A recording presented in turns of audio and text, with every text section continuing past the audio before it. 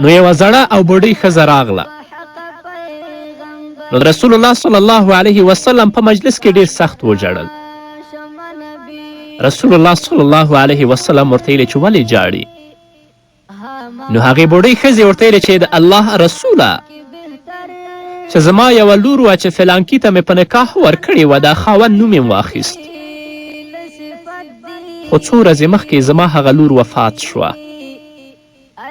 نو ما په خوب کې ولیدله خپله لور چې هغه په سولۍ باندې ځوړنده ده، یعنې اعدام شوې ده او ځوړنده ده، او هغه فریاد کوي. ما ورته ویلې چې زما لورې الله رب العزت تا ته ولې دا قسم عذاب درکوي؟ زما لور ما ته ویل چې ما به په مانځه کې سستي کوله، نو ځکه الله رب العزت د عذاب راکوي. زموږ خویندې دې متوجه اوسي، د مانځه پابندې شئ. د دنیا ژوند ډیر محدود دی. په خپل وخت باندې خپل مونځ ادا کړئ. الله نه ډیر په عاجزي او په تزورو سره د خپل د ګناهونو معفو غواړئ. خویندو، هغه رنګونه چې تاسو په نوکونو د پښو او د لاسونو لګوړي دا لرې کوئ. دا د الله غضب دی، دا د الله لعنت دی. په دې باندې نه ستاسو اودس کیږي او نه ستاسو غسل کیږي، بیا به الله رب العزت تاسو ته هم دغسې عذاب درکوي. او دې ویلي چې ما کتل زما د لور د سر نه د اور شعلې وچتېدلې، د اور لمبې د سر نه وچتېدلې. نو ما ورته ویلې چې بچیه دا ستا د سر نه ولې د اور شعلې او د اور لمبې پورته کیږي؟ لور راته دا ویلې چې ما به د غیر محرم خلکو نه د خپل سر نه پټوه. خویندو، دې مسائلو ته ډیر متوجه اوسئ. ډیر په عزت کې او ډیر په عفت کې ژوند تیر کړئ، څنګه چې الله د الله رسول درته ویلي. نن ورځ څه فساد دی په دې ټولنه کې او په دې دنیا کې. الله دې په موږ باندې رحم وکړي. نو د هغې د سر نه د اور شعلې پورې ما ورته ویلې چې ولې؟ نو زما لور راته ویلې چې ما به سر د نامحرمو خلکو نه پټوه، سر به مې لوڅ سو. او دې بوډۍ ویلې چې بیا ما ولیدل چې 2 کسان دي او هغو سره د اور نیزې په لاسونو کې دي،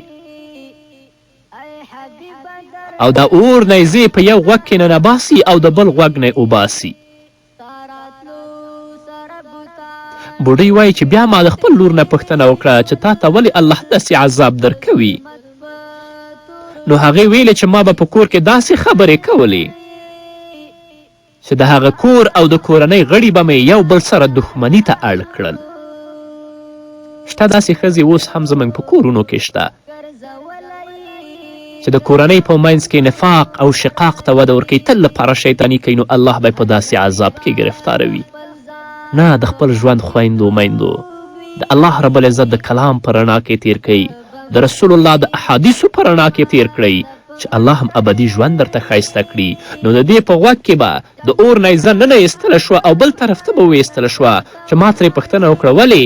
نو هغې راته ویلې چې په کور کې به ما داسې خبرې کولې چې د کور غړي به مې او د کورنۍ غړي به مې یو بل سره دښمنان کړل.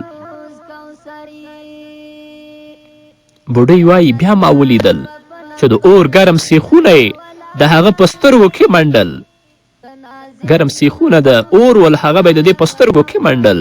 نو ما بیا د خپل لور نه پوښتنه وکړه چې الله ولې داسې عذاب تا ته درکوي؟ نو هغې راته ویلې چې ما به په دې سترګو نامحرم و غیر محرم خلکو ته کتل. الله دې زموږ په حال باندې رحم وکړي.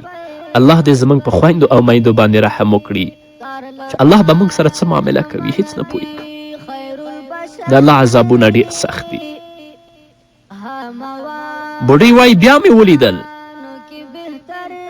چې زما د لور ژبه د بیخ نه پرې کړې شوه او هکه باندې وغورځوله. ما ترې پوښتنه وکړه چې ولې؟ هغې راته ویلې چې ما به خپل خاوند سره ژبه کوله او هغه ته به مې جوابونه ورکول. هیڅکله مې د خپل خاوند خبره نه منله چې یوه خبره به راته خاوند وکړه، د هغه په بدل کې به 10 خبرې ما ورته کولې. نو ځکه الله په دې عذاب کې ګرفتاره کړی یم. هغه زموږ خویندې او میندې چې خاوندان لري د خپل حقوق د یو تر بل تر منځ باندې وپیژني، کنې د الله حساب و کتاب را روان دی. بوډۍ وایي بیا مې ولیدل چې 2 کسان ول چې نهایت بد شکله ول او په بدن یې داسې ویښتان ول لکه د سیخ او هغو سره د اوسپنې 2 کروزونه ول چې زما لور یې هغه د اوسپنو کروزونو باندې وهله او هغه د دې لپاره چې د خاوند د اجازت نه بغیر دا د کور نه وتله او ګرځېدله. نن د کوره سرو هغه چادري دروازې غاړه کې ځوړنده ده چې هر وخت ووتلو او چې هر وخت راغلو نه زموږ پلار زموږ نه خبر وي، نه خاوند خبر وي او نه نور د کورنۍ غړي. آیا ته به الله ته نه ورځې؟ الله به ستا نه پوښتنه نه کوي؟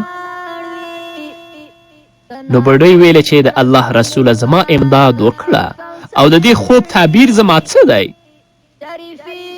نو محمد رسول الله صلی الله علیه وسلم د دې خاوند راوغوښت او د عذاب قبر مشاهده یې وکړه او خاوند د هغې ټولې غلطي معاف کړې. نو الله رب العزت هغې ښځې ته معافي وکړه او ویې بخښله. نو دا واقعه چې د محمد رسول الله صلی الله علیه وسلم په مخ کې ویل شوې دا زموږ ټولو لپاره عبرت دی، په ځانګړې توګه زموږ میندو او خویندو لپاره. خو بیا هم زموږ ژوند په غفلت کې تیریږي. الله رب العزت دې په موږ باندې رحم وکړي. الله دې موږ ته د نیکو اعمالو توفیق راکړي چې الله زموږ نه راضي شي. خو متاسفانه موږ د دنیا ژوند د دنیا مادیاتو د دنیا لذاتو او خواهشاتو داسې دوکه کړي یو چې د قبر عذاب، د حشر او د نشر راز، دوزخ او د الله حساب و کتاب موږ نه بلکل هیر دی. خو یو ورځ به ورځو الله به زموږ نه پوښتنه کوي